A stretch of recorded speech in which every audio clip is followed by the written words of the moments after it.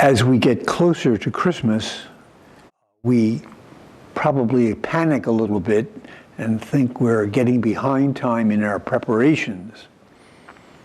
And when we get to the third Sunday of Advent, where we lighten up a little bit with the decorations in church and a different color of vestments for the clergy, we realize how soon Christmas will be upon us, even though this is a very long Advent this year.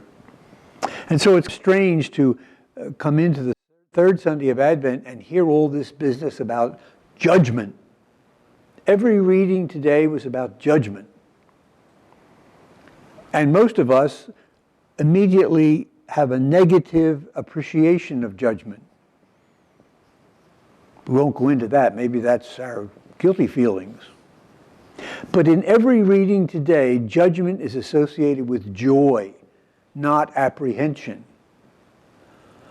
Because the God who comes is coming to do good things for his people. In the first reading, it's about the judgment of Israel. And the prophet tells us that God is coming not to hurt the people because of their sins, but to restore them despite their sins. And when God comes in the person of Jesus, Paul reminds us he comes to save everybody. That's not a downer. That's good news. And we know that when Christ comes in glory, he will come for the same reasons he came initially. But what happens when Christ comes in glory, in a sense, depends upon each one of us.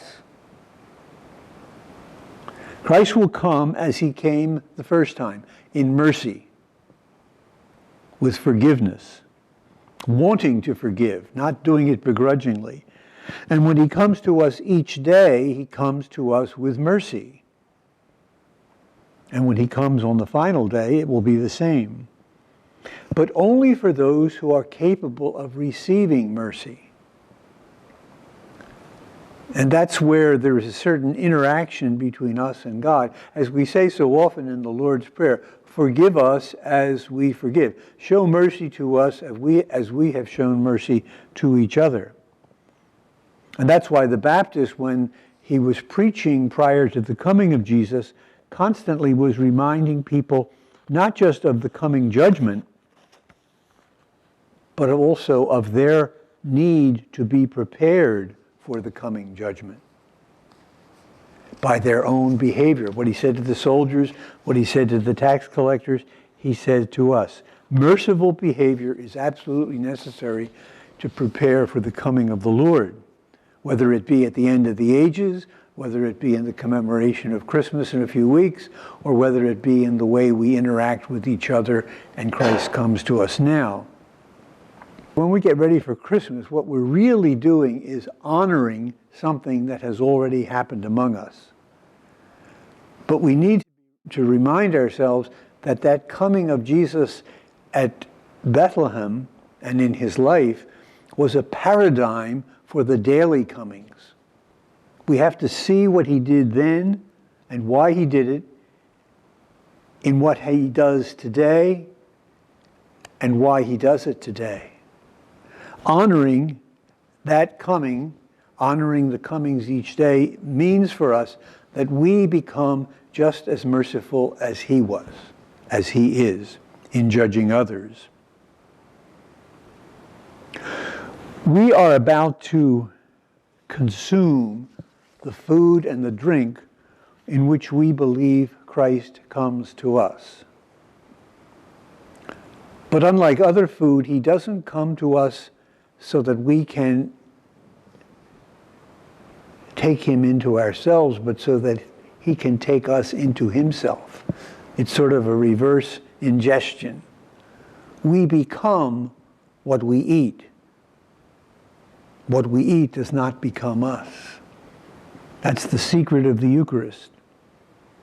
And that's why the scripture, the liturgy of the Word, always precedes Holy Communion, so that we know what we're getting into. He wants to transform us into himself. In other words, he wants to transform us into a merciful judge so that we can all experience his mercy through the way we judge each other. And don't forget, judgments always begin in the mind. And we're constantly being influenced by judgment calls from outside of ourselves. Think of all the feelings, if you want to call them that we have today because of what appears on television about other people, people who might harm us, be they criminals, be they terrorists, be they people of different races or religious backgrounds. And we have to be careful because it's in the way we respond to that stimuli of others that our judgments begin to be formed. We may never carry out any harm personally against another person because of those judgments, but those judgments are important because they determine whether Christ is acting in us or not. Our judgments of each other, be they in the family or at a distance through the media, our judgments are all sacraments. Sacraments of God's judgment of the world. The way God judges the world is visible in the way Christians judge. Mercifully or hatefully and fearfully. And so if we are the sacraments of God's judgment, we need to ask ourselves how visible and perceptible we are of his merciful judgment, both coming today and as we look for in the future, at the final coming. We are intimately involved in God's merciful judging, not just as receivers, consumers, but as sacraments of that mercy.